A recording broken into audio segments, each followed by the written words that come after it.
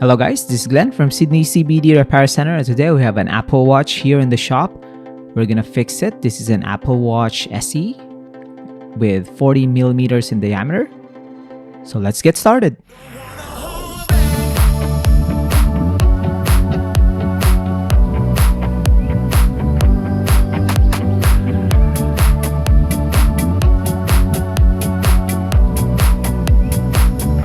So this Apple Watch has a very damaged front glass, which is not really surprising given that Apple has designed this to be very sleek on the wrist, but when you bump it into a wall or a hard surface, the glass can easily shatter.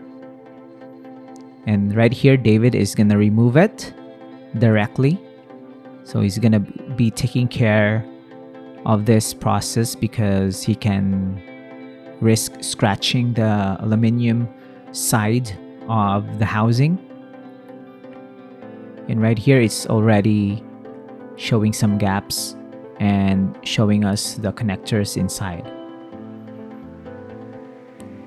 And David here is kind of really confident. He's using his bare hands to open the shards of glass, which is not really a problem once you've done this many times.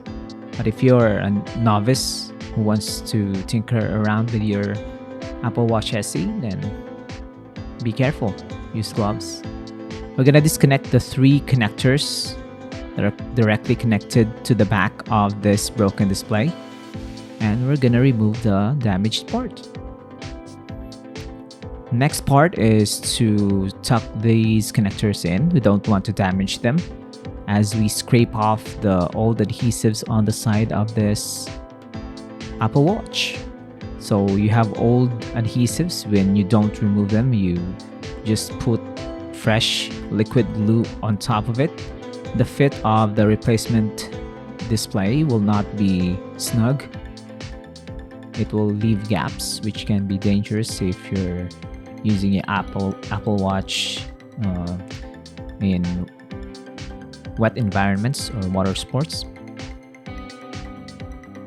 So this is not your typical G-Shock. This 40 millimeter Apple Watch SE is a budget option for those who wanted to try to get into the Apple ecosystem. You have the iPhone and the iPad.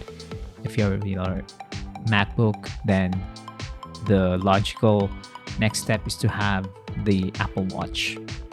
It's not really a bad idea. So we're gonna connect these connectors to the back of the display. So this functions, so delivers the power, the display, and of course the touch functionality. It communicates basically back to the board. So right here, we're gonna try to turn this on while it's charging. The replacement display has been sourced by Sydney CBD Repair Center, so the client will just have to show up, give the broken unit so David can fix it. And it's charging, and it's turning on. It's a good sign. But there's a problem. The touch function is not really working. This is bad. Buttons are all working. So at this stage, we can't really power this thing off because we can't slide that slider to shut down the device. So imagine if you want to DIY your Apple Watch repair and you ordered some parts online and this happened to you. You will have to order again, return the broken part, all the hassle. But if you just visit your trusted repair center, like Sydney CBD Repair Center, we have a few parts lying around in reserve just so we can be ready in these kinds of situations. So we're gonna connect the same connectors to the same ports at the back of the display. We're just gonna make sure these are fitted snugly and then lock it in place. These have plastic tabs And we're gonna try to turn it on while it's charging. So if you have an Apple Watch that needs a new battery or it needs a new screen because you smashed it to bits, Sydney CBD is ready to cater for those kinds of requests. David here is very professional, very skilled in what he does. So as you can see here, another Apple Watch is saved from the bin, and the client has already saved a lot of cash by not going to the Apple repair service.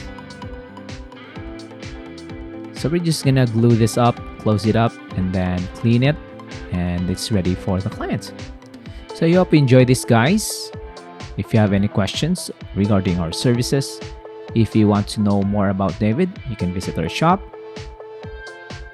I hope you learned a lot from this procedure. See you again next time. Cheers!